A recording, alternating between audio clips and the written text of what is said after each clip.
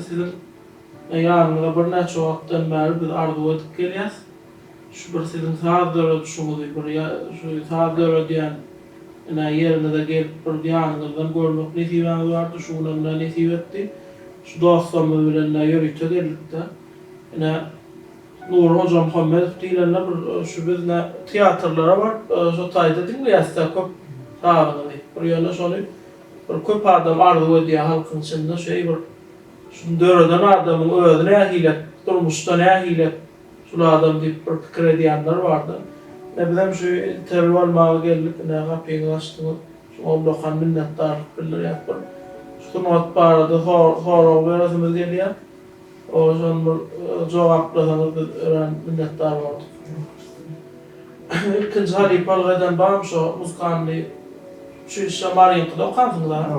Yani şu an bir Ayzi adi Muskanlı şu işe onu bravo sana. Familjer, yani abi yapmışım. Troşina, akademinin ördüğüne yer Troşina abi yapmışım. Şkolan abi Morneke adındaki gerçekten. Abi falan ya Troşina. Ondan kapar, İbrahim Mikhail'si bu fortepiyanın direktörü abi Mornek'ın çok soru.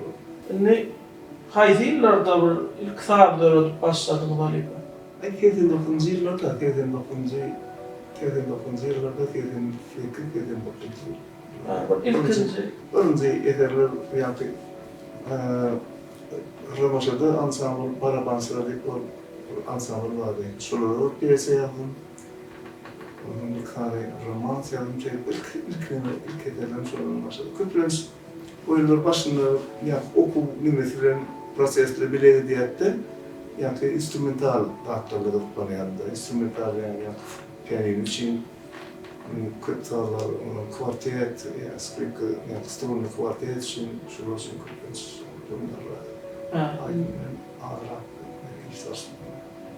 Şu yani gururla şu otel kalktıydınız da Halip tabi şu devirlerde Toyo'larda gidiyordunuz da akordiyonda. Şu Daşar Yurt Moskova'da okudunuz da. Şu tak gitmengide ne mesela oldu? Şu tak ne okuyup durdu? Şu tayda okudum deyip gittiniz. Çeşitli baliyatlarını, yani tarzı mektepleri, yürüyte tarzı mektepleri, çeşitli okuyup 3. kursa boluluk koyayım, ni yakınlaşa, ni tormaya yakınlaşa anlatmadı, gurur ettiğim tavanları.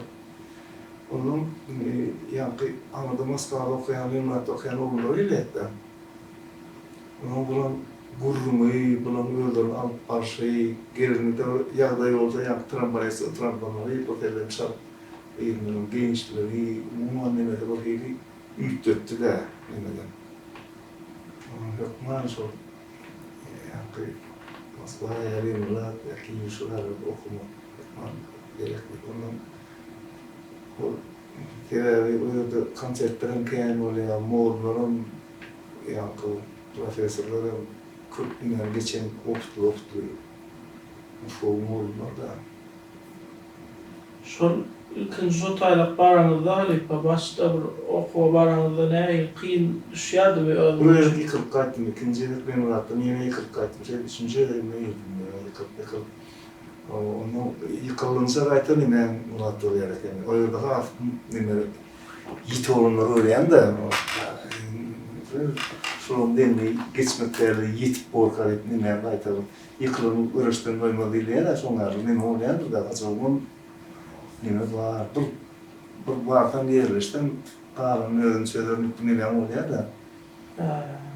Bizim kompozitörlerimizin esas haysileri bilen işleştiniz, haysileri bilen esası katnaşıkta oldunuz bizde. Çağrı'nın işleştim. Nur Kalmamiyet filan o yeterlerin ağırdı Moskova'da da çaldım ağırdı bir rol, Torun'da orkestra bir rol ünlüden Torun. O yerde de koy morlum var, Sergey Zasimevski, Lando, Shishakov diye profesörler. Onun Nur Kalmamiyet bahirlerin canlaşıyorduk. Yeterlerde düşünmelik oluyor, yavruları, ya kısadıların partitura kavat edilmeyen yerler oluyor. Sonra atları zannetim biz problem arayat da Nurcan arkasından problem orada ayıptım. Bir ıslah eden onu top geldi mi oraya da olur. Gerçekten top geldi. Onun idadan halifalı eden bölüm halif. Yani ikinci evet böyle konservatuvarında kompozisyonu topunda. Ben bölüm halifte oturdum. Bölüm halif idari yani halifalı eden bölüm halif.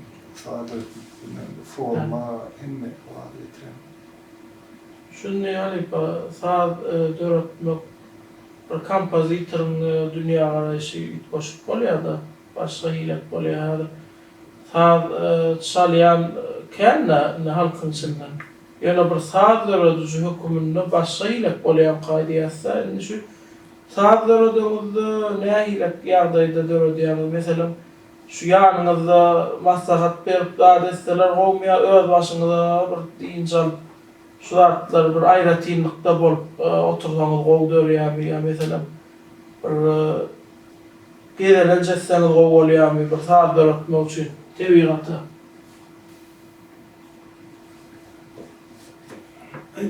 İlkiden yani saat 4'den eğer yine aydın değerli yani kino için ya tiyatro için ya hol için orkestrler için ya da yeni sonlar sırşınlığa eserleri yazmalı için yani sen muskant olmalı, sen falan olmalı ki. Eğer şu yani ulu forma, küçük forma, orta forma öyle geçip gitmedik oradan değil yani sorarken duymalı, katı ahlamaya bir uğraşıyor ailede. Onun formu yani halkara yani bu formları var da yani ötük bitişiyle yani diğer kitapta da şeyler, romanında da şeyler, kinoda da şeyler var. Gidip bir Avustralya, Kore'ye yayınlar da şu sağda da sonlar formu son yokman bilmediler. Onun ideal işin var arada ve kahveler diye ay diye turdum da yaptım diye kahve yadırır da oraya edişim de gördüm yadımlar diye öyle yeter değillerine sol edecek koleyanların buraya buralarda değişti oldu soruları duyacak olmalı belki duymayan ekliyor. Ondan sonra böyle yani orta hatırlarda diye orta hatırların nelerini köprek okumalı, sonra nimetini duyacak olmalı. Neye ilgili bolup durdu, yani yeterli sorularda okudum ya, gördüm kağıtları, şu tane giymişi, şu tane soruyorum, yani duyuşu, iyi dalşı dinleyelim. Mesela Fehra vardı ya, yani oldum da Fehra değiller, Fehra. Fehra'nı o panoramlara gözük koymuyor, Hutay derler, Fehra oluyor, büyük. Hutay'da çaylar var, Hutay'da o zorlarım var, giyimlik var. Giymişlik var. Onun oğlu vardı yani, oğlu vardı işte oğlu vardı. Daha son iyi nazır olmalı, iyi tağımlı bir müzik. Ana sonra haram yani eğer ne oluyor? Oğlum eğer koşkuluyu sürdü orada o yeterli yok. Ya da yanlarım oğlum falan kıymetleri ya. Ondan sonra duyuyorlar da yani kâvrimeleri, ay kıvarta kıyımda tutarmını koydum böyle yok. Onlarlar, oğlum gerek koyuyor. İşte duymam gerekler. Onun duyuyordu. Yani Hüdü'nün ümmetini bırak göreyen ümmetin o ağır oldu aranızda. Alan, taşlarından eşliktir alanda niyet aydılıya. Sosyal aydılıya o ağır aydılıya da doğru değil mi? Sonra o ağır duyacak olmalı. Elimde ama da kaniyasına o kadar loğum yapımdan çıkarmalar, yönetimi hayat etme olarak şey aldım, yer oluyor. Kıyım da onun, oturup bir baştan oldum, ondan yani gelip bir kanal fikirler biliyorum. Yani sonra üstünde olmalı yani. Onun da yatı buradan bir oturup turduğum şu fikrimde oluyor, yeni son devam ediyor. Aslında nafta oturuyor yani onun devam edip geliyor. Onun dünyanın son yerine oradan geleyim, çarşıya tutar, her şeyde onlardan. Varyant dur yani, varyant böyle. Şunları uyumlu da onu. Öyle de kemat var, burada da binecek oldum, onun taşlaşmalı. Öngedip kaydanlarım oldu, onu kaytaracak olmam gereği yok, bir direkt vakit edirdim oraya. Bir şey göçürmek dileyenlerim bir direkt vakit edirme var. Onu yapacak olur. Hiç sakınlık yok da. Şu Halipa şu yine yani bir saati mesela döretmek için bir neçe yıllar devamında da döretmek saatinde varmış oldu. Bir cemlaf olmayan yağdaylarım oluyor mu? Yani ben diyelim saat uzak vakitte çekeyim dönmem. Ay uluk vaatı, kısanlanan uluk vaatı çekken, kısanlanan bırakır yani. Onun yediyen gururunu var da, yeterim gururunu ne eğildi. Yani sanatı formu değil ya da uluk. Hani simfoniya varsa, şarson bir kuruplarına, ulanmaya, elektrik sıralarına. Kurupunda sen onun öyle nimeni var da, kuyu var, ne edip aksanlaştırılıyor, ne edip onu kıyınlaştırılıyor. Onun yani Allah eden o 18. asırdakileri etmelerle edecek olduğunu nasıl bilmiyorum. Zaten olarak gelmeler. Gerek orada azıcık kıyımda kalmanları uyan, gerek orada azıcık da yani avantgard sağlanan cahille perikasat eden yerler var. Otaylarının hem ulunacak olayan kayarlarlarını vaktiyle şu vaktileri gelmeye olmuyor mu? Şu yaş sağdanlalanmı var da bizimle doğruda sağdanlalanmı var. Şular her şu saat öğrenmek için, ya saat yazmak için bir nehiyle yollardan geçişmeli olur. Mesela buna sizin nemeninize gelmek için nehiyle nemetmeli şolara bir yankı Türkmen'de değil yani nesihat diyen yalak Halifa'dan şairde. Şu arada ne diyersiniz, nehiyle maslahat veriyeniz, şu sizin nemeninize etaplarınıza gelmek için şolara. Ay, köprek ön yarlarının altlara mütserverler. Musoyu öyle yankı Iran, Çarmıhı'nın Alman yönetiminden almaklarını yankı paviyatmasına değerli azıcık sumurrak öğrenmeli, azıcık. Onun galiba Avrupa kompozitörlerinden sonra değil de böyle yankı Musoyu yankı ulu eserler ya da sonra gidişini formatını öğrenmeliler. O dinleri bastokta da bunun orada da kâne komşuluk özel özellikle var. Kuvvetler ne edip soruyor. Yani suatın yolunu geçtirdiler, ne ilgili sonra getirdiler. Ne şuat dövrümüzde esas Halifa edir şuat haysi eserlemişsin iş yani. Her izafi şu eserlemeleri nece olan operanı yani değerlendirmelerin başlaşımı var, üstünden elbiniler aslında. Yani Hürrük Kayımran yardım, o meleklerin burada yardım. Yani aman ağacaksın Fayet Khan, ama Fayet Hemra, yok, Fayet Khan hükümeti değil mi? Fayet Khan'ın bana o. Fayet Hemra, Hürrük Kayımran yardım, Fayet Khan hükümeti, Fayet Hemra da yani Fayet Khan hükümeti şunun bir aktını sunduğun yardım da. Böyle edeyim vakti gidiyor, bir teleyirden edeyim öyle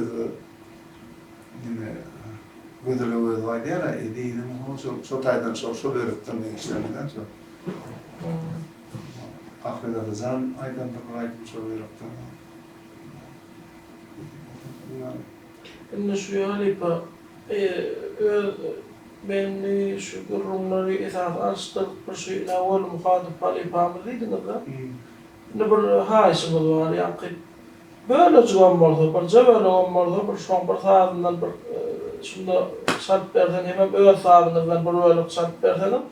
Yani Moskova'dan gelip karşıda bir işler ben halkalı orkestral parayan onun yani kâr eserler saçını kaplanıyordum da sonra daşından firedip yani Kurban Şarif kompozitörü bilen Kurban Şarif. Ava.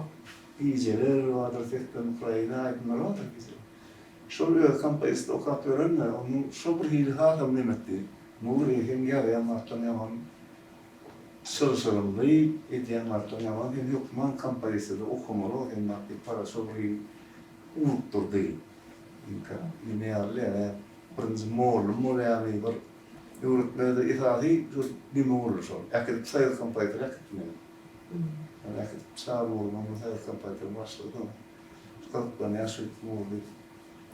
Eldim aslanını oraya. Ama görelim ben bu hatta yastık getirip bir şey başladı. Bir şu hani panar bilen aranızda bir yankı yatta kalıcı fırsatlarım boluyordu mu yankı bir yatta kalıyan fırsatlar oluyor da değişmeye alak mı mesela birine şolan bir diyen ladı oluyanlar size biliyor mu durmuştu? Villa öğrenene tapaktan elimden mi biliyorlar diye. Onun şeydini varan adam da oradan elimden yankı şey tutup yollarına çıkmış o burunlara yankı değişmeye hem iştahat nimetlerdim. Yankı hem huvadan anlardım. Kâr yankı anlat der, doğruluklar görüpler, yapı vardır, hem görmeye de attırma. Onun böyle bir nimetinde yankı bir eserini yankı ünlü de oluyor. Demin ki onun ise asarını veriyor. Üyedeler tatlık diye tamam. Bundan bir harbi nime yaptı. Marş yaptırdı. Bir Rafia Radyosu'nu tabi onun marş yaptırdı. Yani marş diline yorulma için yok mu? 2 çetler, 4 çetler dolmurlar. 2 4 çetler sonra olmalılar. Bölüm olmalılar. 3 orada da onu buraya da 3 çetler doyurttu. Onun marifet edilmiş 3 çetlerden ayırmadan yönetbilmeleri dedim oğlum. Mağmur gaydır da o. Doğru öğrenemeden yürüyeni rahatlık var diyen de benim de çok korktuydum demedim. Ben o marş yaptıyordum demedim. Oraya aydın çıktı başka da tabii marşlar vardı. Ama streçli marşlar değil yani. Duşuş marşı, ömür, petrol, tatil şurada sanıyakladım ondan toğdan 60 yılladım.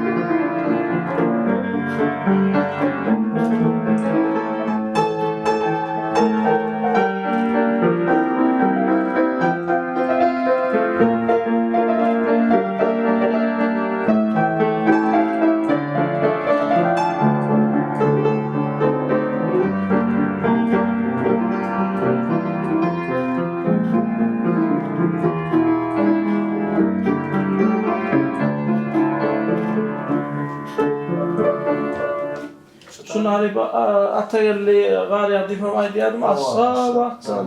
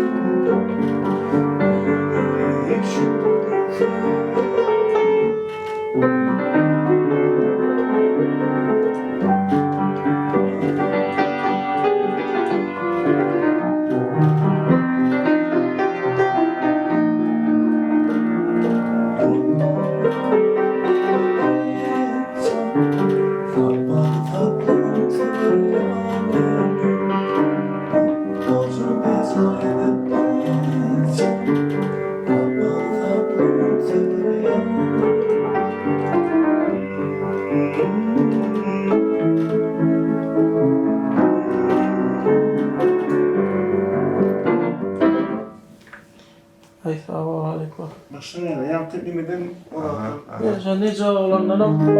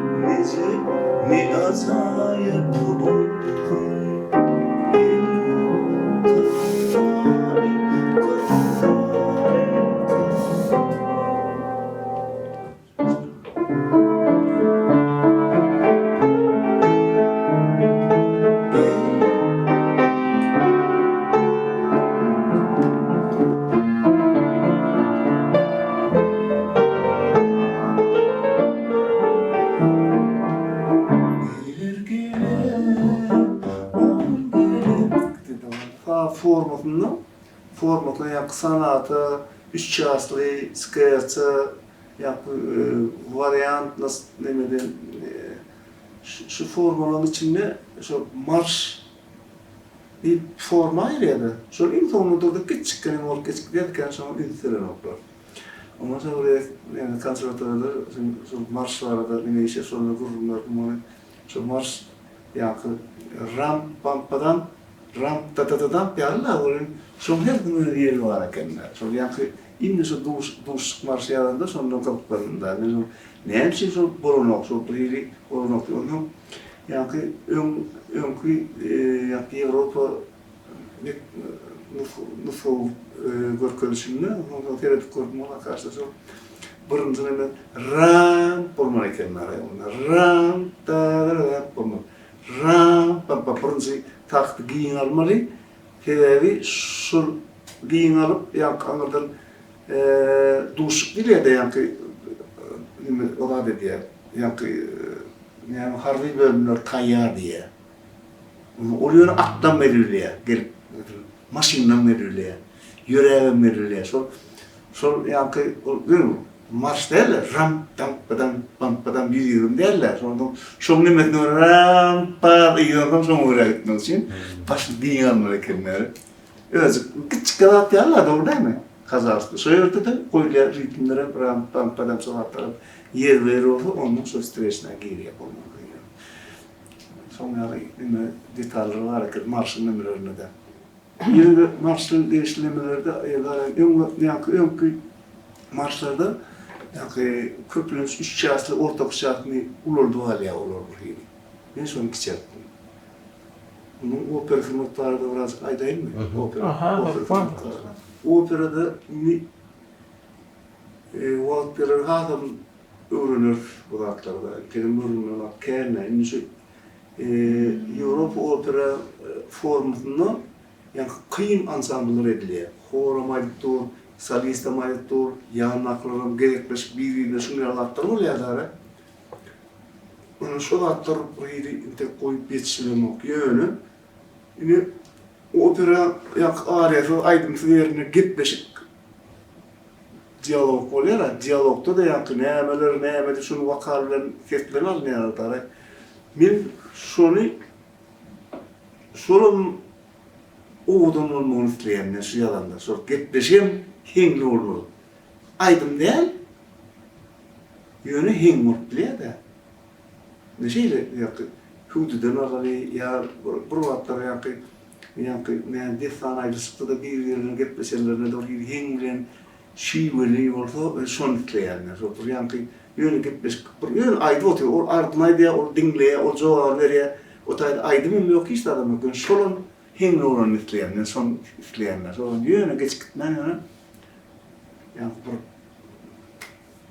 solun gruba yakın oldu. Mumu günnorun boşu düdülsem şey olur da doğrudan. Allah. Şey olur. Son girdi. Yani sağdımlıkta avantgarde TR her yıl stiller var da her yıl yani min plan stilleme diye oturmayınlar, köp bilmiyor oturmayınlar. Onun yani son dövlere kıyınçılık nime yerler var da sağlarda. Şolorum yeri olmadı olmasın diyorlar. Yeri olmayan bir konflikt var da bir ya olmadı bir intriga olan durum yerine onun bir iletişim gibi.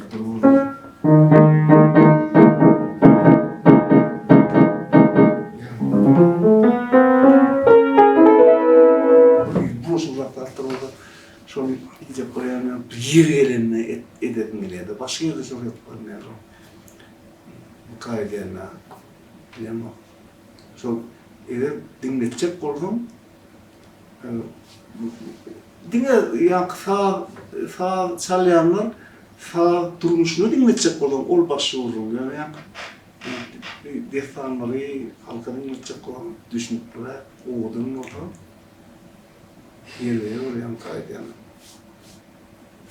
Adam halkaydığında da değildir. Halkaydığında da otel içinde olurdu. Yani yoyman rağı eden, yoyman dastup nedir?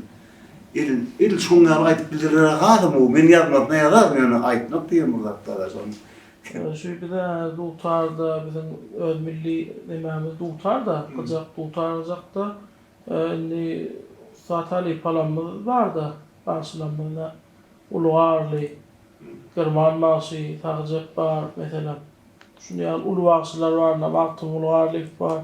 Şular yani bağışılan aydan aydımlarından hem şunu yani işleyen fırsatlarınız oluyor mu? Nihalem operanın bağlanışlı olanın aytlayan yaklaşık bilmeden Allah'ın salınlarının akla salın iklim yani koşularak gittim yani verirlak gittim. Nihalem son doğru dedim geleyler yani bir geliyor bu doğutarın kapını verdim yani metin değerler iyidirler. Yani başvurun edilse doğutarın çarşıya gittim arkadaşlar şimdi mi oluyor? Yani azıcık yürek kıkındırak oluyor. Orkestra formalar çalmanı öğrenin. Onun sonunun yani geri raklarını ne bilip iyi devam ediyor. İkinci kayıtlara yani muam var muam. Muam yani çalmıyor da mutarda mukam derler. Mukam bir de peydo var. İkinci de onun kıymetli var. Üçüncü de yeni örgüyle doğru şey gidiyor da o odunlar gidiyor. Onun orkestrasyon hemen alacak oldum. Yıkıcı maksadın salvatron oldun ya orta salvatron ol bolya. Yani orkestra için formal yani şu bir onlarlayan ikinci de kayıtlayan oldu. Şu kayıtlayan yok var ne bir şey durak bu formal aydınladı da sonra aydınlarım şey yapalım ya.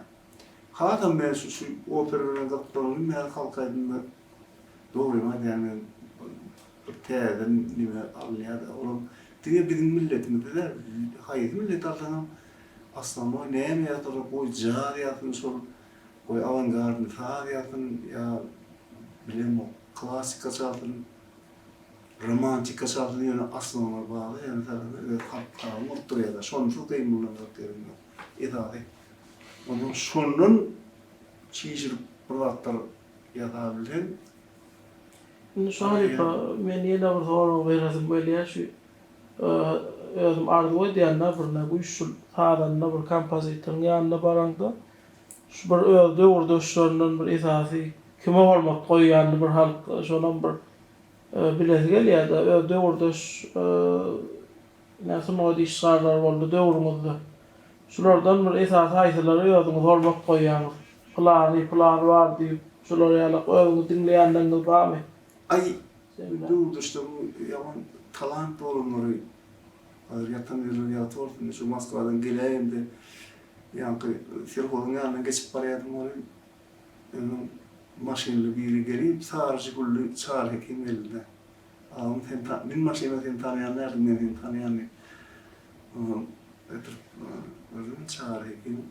Sonra diye bir vakit diye Nuri Tuğaniya'da çalıyorduk da bar dinleyorduk. Senin düşünüktü harmonial yadım vakti. Projem demek. Sonra bunun öyle yani iş konservatuarya vardı. Peyinde samplerin elleri limit avtomatlar yok.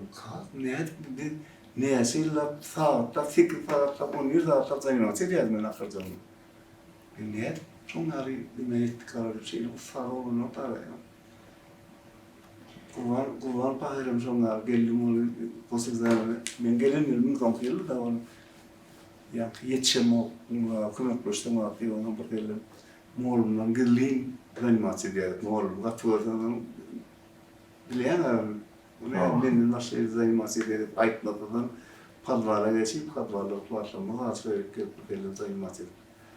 Şunlar biz onu adaryon kurun filmine diye sol hünerde sentral mi de doğru formada kayar sarı men matlarda çalıyat da onun mumi çalıştığında katı kurbanlar elegant mi falarına da elegant etmelidir onlar çalanlarına yani aynaman yani etçeklarının yani etmedik ya öyle diyorlar ya sonra çalanların şey duruyor yani Nemede siz var arada ondan yani bir hazır payırım yani bir okap yorkak oğlum bakacak sorun nedir şu mu var ya dinlediğim var onun dinletmeye getirdiler ya telefon akademide çaldı birazcık bilriye de demedim yani okullar tapalı ya da yani bares ulçni bares ne tapalı ya da azıcık olur değil mi?